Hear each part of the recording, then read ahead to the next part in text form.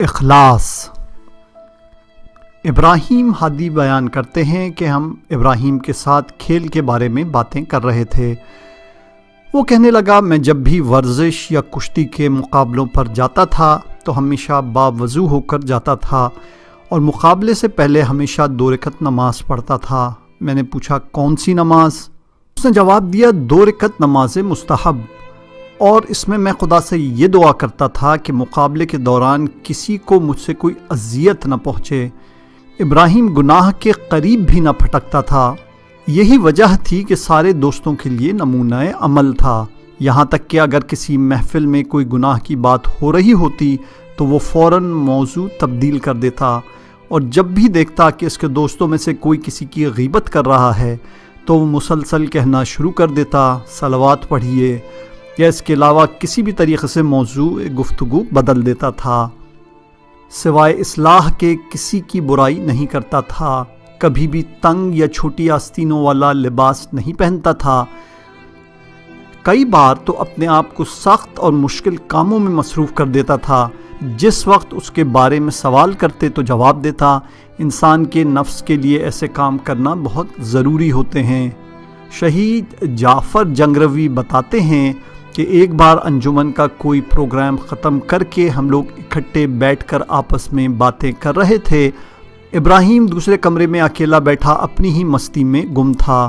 جب وہ سب دوست چلے گئے تو میں ابراہیم کے پاس آ گیا۔ وہ ابھی تک میری طرف متوجہ نہ ہوا تھا۔ میں نے تعجب سے دیکھا کہ وہ تھوڑی تھوڑی دیر بعد ایک سوئی کو اپنے چہرے اور پپوٹوں پر چبھ ہوتا ہے۔ اچانک میں نے حیران ہو کر پوچھا یہ کیا کر رہے ہو ابراہیم؟ تو وہ میری طرف متوجہ ہو گیا اور چونک کر اپنی حالت سے باہر آیا، اور پھر تھوڑی دیر چپ رہنے کے بعد کہنے لگا کچھ نہیں، کچھ بھی نہیں۔ میں نے کہا تمہیں جان کی قسم ابراہیم، تمہیں بتانا پڑے گا کہ تم اپنے چہرے پر سوئی کیوں چبھو رہے تھے۔ کچھ دیر تک خاموش رہنے کے بعد وہ روحان سا ہو کر کہنے لگا جو آنکھ نامحرم پہ پڑے اس کی یہی سزا ہے۔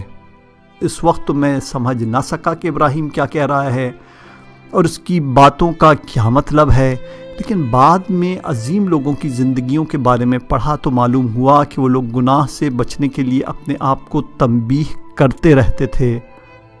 ایک دوسری اہم صفت نامحرم سے دوری بھی تھی۔ اگر وہ کسی نامحرم حتیٰ کہ اپنی کسی رشتہ دار خاتون سے بھی بات کرتا تو چاہتا کہ اپنے سر کو اوپر نہیں اٹھاتا تھا۔ اس کے دوست کہتے تھے کہ ابراہیم کو نامحرم خواتین سے الرجی تھی۔ امام محمد باقر علیہ السلام کا کس قدر پیارا فرمان ہے، نامحرم خواتین سے گفتگو کرنا شیطان کے تیروں میں سے ایک ہے۔ ابراہیم کھانا کھلانے کو بہت زیادہ اہمیت دیتا تھا، ہمیشہ اپنے دوستوں کی اپنے گھر پر دعوت کرتا اور انہیں کھانا کھلاتا تھا۔ جن دنوں وہ زخمی ہونے کی وجہ سے گھر پر ہی تھا تو روزانہ کھانے کا اہتمام کرتا، اور جو کوئی بھی اس کی ملاقات کو آیا ہوتا اسے اپنے دسترخوان پہ بٹھا لیتا، اس کی مہمان نوازی کرتا اور اس کام سے لطف اندوز ہوتا۔ وہ اپنے دوستوں سے کہتا تھا ہم تو وسیلہ ہیں، یہ رزق تمہارا ہی ہے، مومنین کا رزق بابرکت ہوتا ہے۔ انجمن اور مذہبی پروگراموں میں بھی وہ ایسا ہی تھا۔ جب دیکھتا کہ میزبان کو مہمان نوازی میں کچھ مشکل پیش آ رہی ہے تو بغیر کچھ کہے سب مہمانوں اور عزاداروں کے لیے کھانا بناتا۔ وہ کہتا تھا مجلس امام حسین علیہ السلام کو ہر لحاظ سے مکمل ہونا چاہیے۔ ہر شب جمعہ کو بھی بسیج کے پروگراموں کے بعد دوستوں کے لیے کھانا بنایا کرتا تھا۔ کھانا کھانے کے بعد ہم سب اکٹھے حضرت عبدالعظیم کی زیارت یا بہشت زہرا چلے جاتے۔ بسیج اور انجمن کے جوان اس عرصے کو کبھی بھی نہیں بھول سکتے، اگرچہ وہ خوبصورت اور ناقابل فراموش لمحات زیادہ عرصے تک باقی نہ رہ سکے۔ ایک بار میں نے ابراہیم سے کہا بھائی یہ اتنے پیسے تم کہاں سے لاتے ہو؟ محکمہ تعلیم و تربیت سے تم ماہانہ 2000 تومان تنخواہ لیتے ہو، لیکن اس سے کئی گنا زیادہ دوسروں پر خرچ کر دیتے ہو۔ میرے چہرے پہ اپنی نگاہیں ڈالتے ہوئے کہنے لگا روزی دینے والا خدا ہے، میں تو ان پروگراموں میں فقط وسیلہ ہوں۔ میں نے خدا سے دعا کی ہے کہ کسی وقت بھی میری جیب خالی نہ رہے۔ خدا بھی وہاں سے میرے لیے خیر و برکت کے اسباب پیدا کر دیتا ہے، جہاں سے میری توقع بھی نہیں ہوتی۔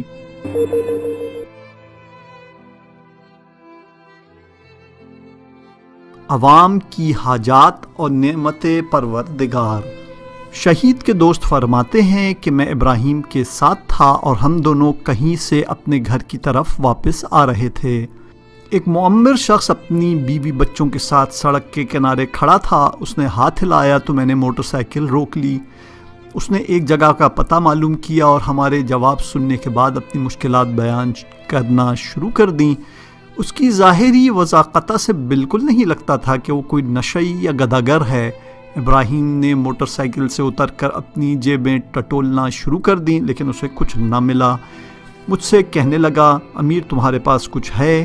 میں نے بھی اپنی جیبوں پر ہاتھ مارا، مگر اتفاق سے میرے پاس اس وقت 1 پیسہ تک نہ تھا۔ ابراہیم کہنے لگا، تمہیں خدا کا واسطہ ایک بار پھر دیکھو۔ میں نے دوبارہ دیکھا مگر کچھ نہ ملا۔ میں نے اس معمر شخص سے معذرت کی اور اپنی راہ لی۔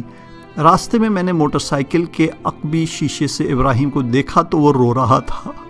اتنی سردی بھی نہیں تھی کہ اس کی وجہ سے اس کی آنکھوں سے آنسو نکل آئے ہوں، لہٰذا میں نے موٹر سائیکل کو سڑک کے کنارے کھڑا کیا اور حیرانی سے پوچھا، ابراہیم جان رو رہے ہو؟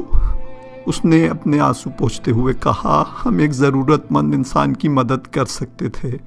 میں نے کہا، لیکن ہمارے پاس تو پیسے نہیں تھے، لہٰذا ہم نے کوئی گناہ نہیں کیا۔ کہنے لگا، ہاں میں جانتا ہوں، مگر میرے دل اس لیے کوڑ رہا ہے کہ ہمیں اس کی مدد کی توفیق نہ ہو سکی۔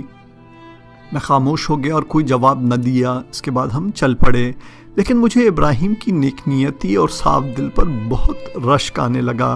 اگلے دن میں ابراہیم سے ملا تو وہ کہنے لگا، آئندہ میں پیسوں کے بغیر کبھی گھر سے باہر نہیں نکلوں گا تاکہ کل جیسا واقعہ دوبارہ پیش نہ آئے۔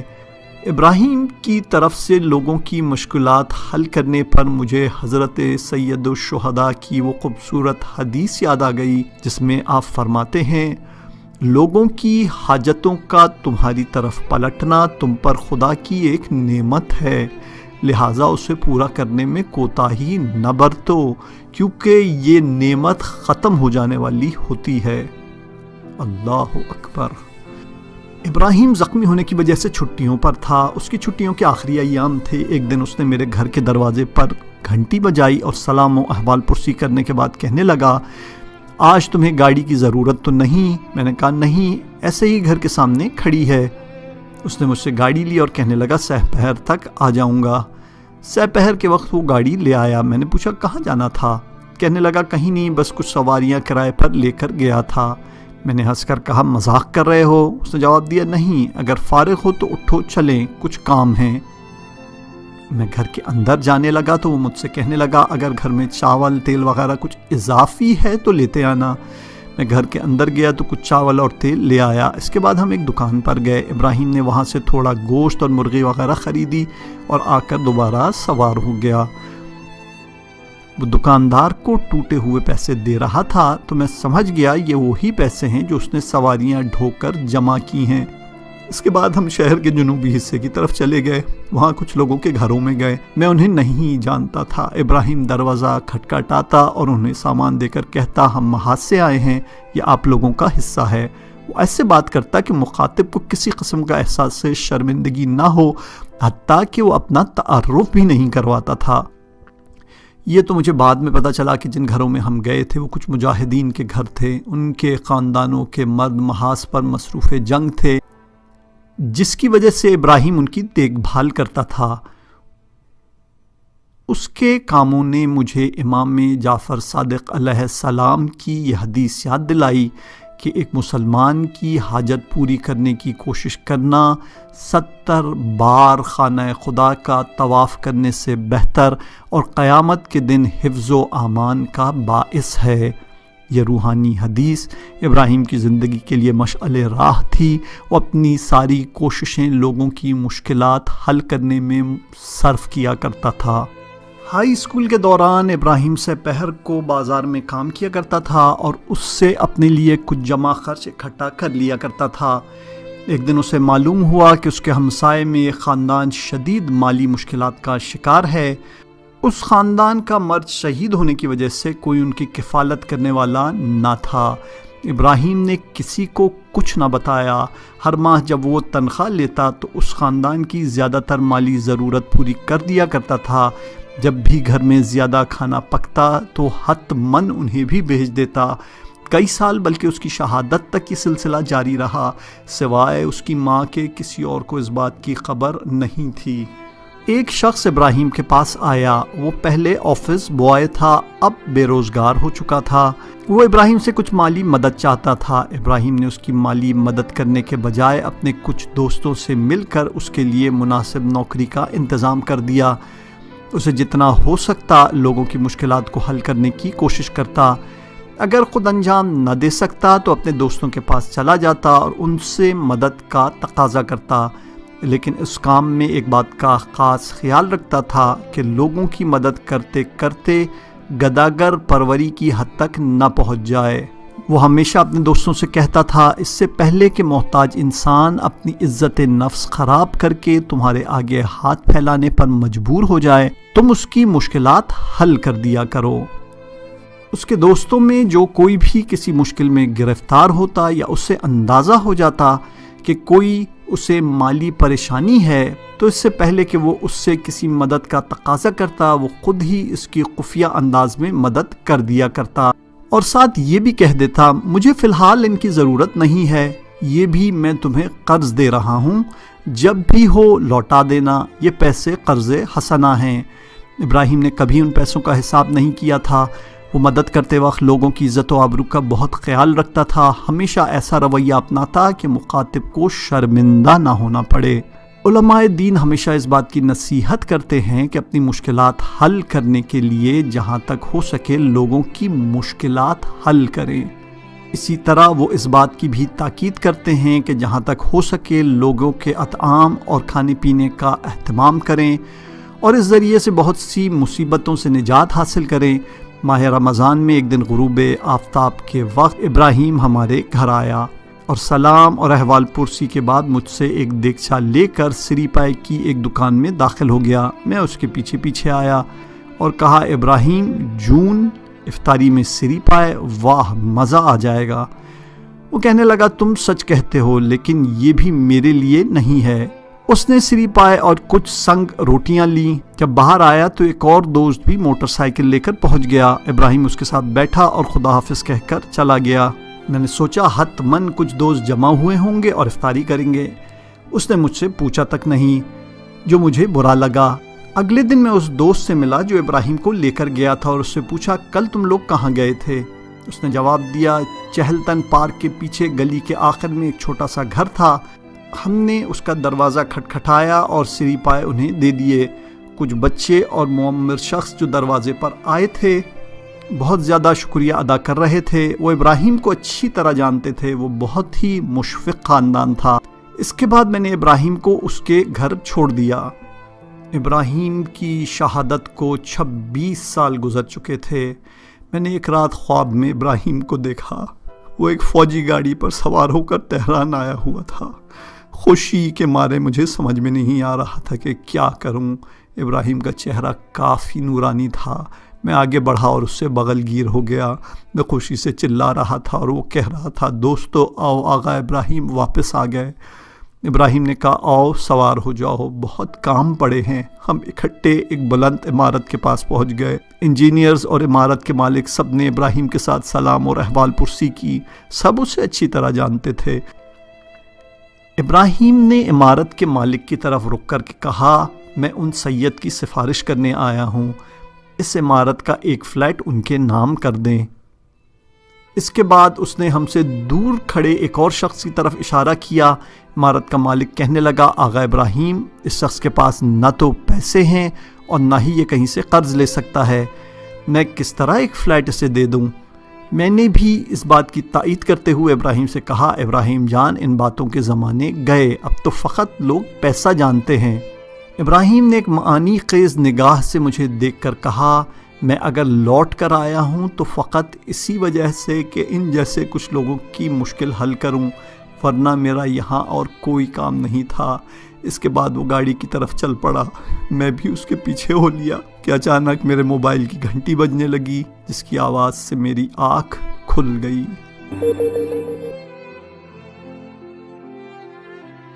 خمس۔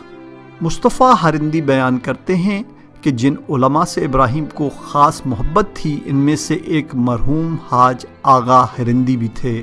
یہ ایک نیک تینت عالم دین، نماز کے علاوہ باقی اوقات میں کپڑے بیچنے کا کاروبار کیا کرتے تھے۔ سن 1981 کے موسم گرما کے آخری ایام تھے۔ میں اور ابراہیم ان محترم عالم دین کی خدمت میں گئے اور 2 شرٹوں کا کپڑا ان سے خریدا۔ ہفتے کے بعد نماز کے وقت میں نے دیکھا کہ ابراہیم مسجد میں آیا اور حاج آغا کے پاس چلا گیا۔ میں بھی گیا کہ دیکھوں کیا ہوا ہے۔ ابراہیم اپنے پورے سال اور اپنے مال کے خمس کا حساب کر رہا تھا۔ میری ہنسی نکل گئی۔ وہ خود اپنے لیے کچھ بھی بچا کر نہیں رکھتا تھا، جو کچھ بھی اس کے پاس ہوتا وہ دوسروں میں تقسیم کر دیا کرتا تھا۔ تو پھر یہ کس چیز کا خمس کا حساب کر رہا ہے؟ حاج آغا نے پورے سال کا حساب کیا اور کہا تمہارا خمس 400 تومان بنتا ہے۔ اس کے بعد کہا مجھے مراجع کرام کی طرف سے جو اجازہ حاصل ہے اور تمہیں اچھی طرح پہچانتا بھی ہوں، لہٰذا یہ خمس تمہیں معاف کرتا ہوں۔ لیکن ابراہیم اصرار کر رہا تھا کہ وہ اس دینی واجب کو ادا کرنا چاہتا ہے۔ بالآخر وہ خمس دے کر ہی اٹھا۔ ابراہیم کے اس کام سے مجھے امام جعفر صادق علیہ السلام کی یہ حدیث مبارک یاد آ گئی کہ جو شخص خدا کے حق کو ادا نہیں کرتا تو اس کا دگنا وہ باطل کے راستے میں خرچ کر دے گا۔ نماز کے بعد میں اور ابراہیم حاج آغا کی دکان پر چلے گئے۔ ابراہیم نے انہیں کہا اس دن کی طرح 2 شرٹس کا کپڑا اور چاہیے۔ حاج آغا نے تعجب سے دیکھتے ہوئے کہا بیٹا ابھی کچھ دن پہلے ہی تو تم نے مجھ سے کپڑا لیا ہے، یہ سرکاری کپڑا ہے، ہمیں ایک خاص مقدار سے زیادہ کسی کو دینے کی اجازت نہیں ہے۔ ابراہیم نے کچھ نہ کہا مگر میں سارا ماجرا جانتا تھا، اس لیے میں نے کہا حاج آغا ابراہیم نے پہلی والی 2 شرٹیں کسی ضرورت مند کو دے دی ہیں۔ اکھاڑے میں بعض جوان ایسے ہیں جو چھوٹی آستینوں والی شرٹیں پہنتے ہیں یا ان کی مالی حالت اچھی نہیں ہے، اسی وجہ سے ابراہیم شرٹس انہیں دے دیتا ہے۔ حاج آغا جو حیرت سے میری بات سن رہے تھے، ابراہیم کے چہرے پر ایک گہری نگاہ ڈال کر بولے اس دفعہ تمہارے لیے کپڑا کاٹوں گا، لیکن تم اسے کسی اور کو دینے کا حق نہیں رکھتے، جسے بھی کپڑا چاہیے اسے اس دکان پر بھیج دو۔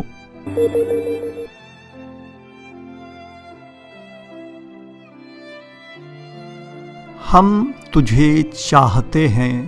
جواد مجلسی بیان کرتے ہیں کہ 1982 کی قضاء کے دن تھے۔ ہم ایک بار پھر ابراہیم کے ساتھ جنگی علاقوں کی طرف عازم سفر ہوئے۔ اس بار سب مجالس میں ابراہیم کا حضرت جناب زہرا صلوات اللہ علیہا سے توسل کا تذکرہ تھا۔ ہم جہاں بھی جاتے اسی کی بات ہو رہی ہوتی۔ بہت سے مجاہد بھائی مختلف حملوں میں ابراہیم کی بہادری اور شجاعت کی داستانیں سناتے رہے۔ یہ ساری کامیابیاں حضرت صدیقہ طاہرہ صلوات اللہ علیہا سے توسل کی برکت سے تھیں۔ ہم سومار کے علاقے میں گئے۔ جس مورچے میں بھی جاتے ابراہیم سے یہی مطالبہ کیا جاتا کہ وہ جناب حضرت زہرا صلوات اللہ علیہا کے مصائب پڑھے۔ رات کا وقت تھا۔ ابراہیم نے ایک بٹالین کے جوانوں میں پڑھنا شروع کر دیا۔ تھکاوٹ اور مجالس کے طولانی ہو جانے کی وجہ سے اس کی آواز بیٹھ گئی۔ مجلس ختم ہوئی تو 1-2 دوستوں نے ابراہیم سے مذاق کرتے ہوئے اس کی آواز کی نقل اتاری۔ اس کے بعد کچھ ایسی باتیں بھی کیں کہ ابراہیم ان سے بہت ناراض ہو گیا۔ اس رات سونے سے پہلے ابراہیم کافی ناراض تھا۔ کہنے لگا میری اپنی بات ہوتی تو کوئی مذائقہ نہیں، مگر ان لوگوں نے حضرت زہرا صلوات اللہ علیہا کی مجلس کے ساتھ مذاق کیا ہے، لہٰذا میں آئندہ نہیں پڑھوں گا۔ میں نے بہت سمجھایا کہ دوستوں کی باتوں کو دل پر مت لو، تم اپنا کام جاری رکھو، مگر وہ نہ مانا۔ رات کے آخری پہر ہم اپنے کیمپ میں واپس آ گئے۔ اس نے دوبارہ قسم کھائی کہ آئندہ ذاکری نہیں کرے گا۔ رات کے 1:30 بج چکے تھے۔ میں تھک ہار کے سو گیا۔ فجر کی اذان سے پہلے مجھے محسوس ہوا کہ کوئی میرا ہاتھ ہلا رہا ہے۔ میں نے اپنی آنکھوں کو جھٹ سے کھولا تو ابراہیم کا نورانی چہرہ میری آنکھوں کے سامنے تھا۔ اس نے مجھ سے کہا اٹھو اذان کا وقت ہو گیا ہے۔ میں اٹھ بیٹھا اور اپنے آپ سے کہا کہ اس بندہ خدا کو نہیں معلوم تھکاوٹ کیا ہوتی ہے۔ البتہ مجھے معلوم تھا کہ جس وقت بھی سوئے اذان سے پہلے بیدار ہو کر نماز میں مشغول ہو جاتا ہے۔ ابراہیم نے دوسرے دوستوں کو بھی جگایا، اس کے بعد اذان دی اور نماز فجر ادا کرنے لگا۔ نماز و تسبیحات پڑھنے کے بعد دعا کرنے لگا۔ اس کے بعد جناب زہرا صلوات اللہ علیہا کے فضائل پڑھے۔ ابراہیم کے خوبصورت اشعار نے سب جوانوں کی آنکھوں کو اشکآلود کر دیا تھا۔ میں جو گزشتہ رات کو ابراہیم کی قسم سن چکا تھا سب سے زیادہ حیران تھا، لیکن میں نے کچھ نہیں کہا۔ ناشتے کے بعد ہم جوانوں کے ساتھ شمار واپس آ گئے۔ سارے راستے میں اس کے عجیب و غریب کاموں کے بارے میں سوچتا رہا۔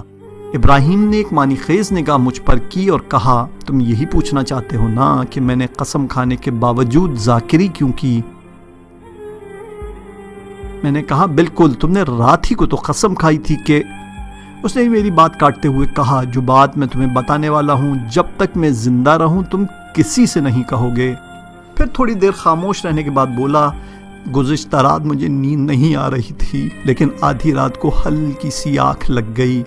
اچانک میں نے دیکھا کہ جناب زہرا صلوات اللہ علیہا بنفس نفیس تشریف لائی ہیں اور مجھ سے کہا، یہ مت کہو کہ میں نہیں پڑھتا، ہم تم سے محبت کرتے ہیں، جو کوئی بھی کہتا ہے کہ پڑھو تو تم ضرور پڑھو۔ پھر وہ اتنا رویا کہ بات کرنا اس کے لیے دوبھر ہو گیا۔ اس کے بعد ابراہیم نے ذاکری کو جاری رکھا۔ شہید ابراہیم ہادی کی ملکوتی آواز میں سیدہ کونین حضرت زہرا صلوات اللہ علیہا کی شان میں ایک نوحہ۔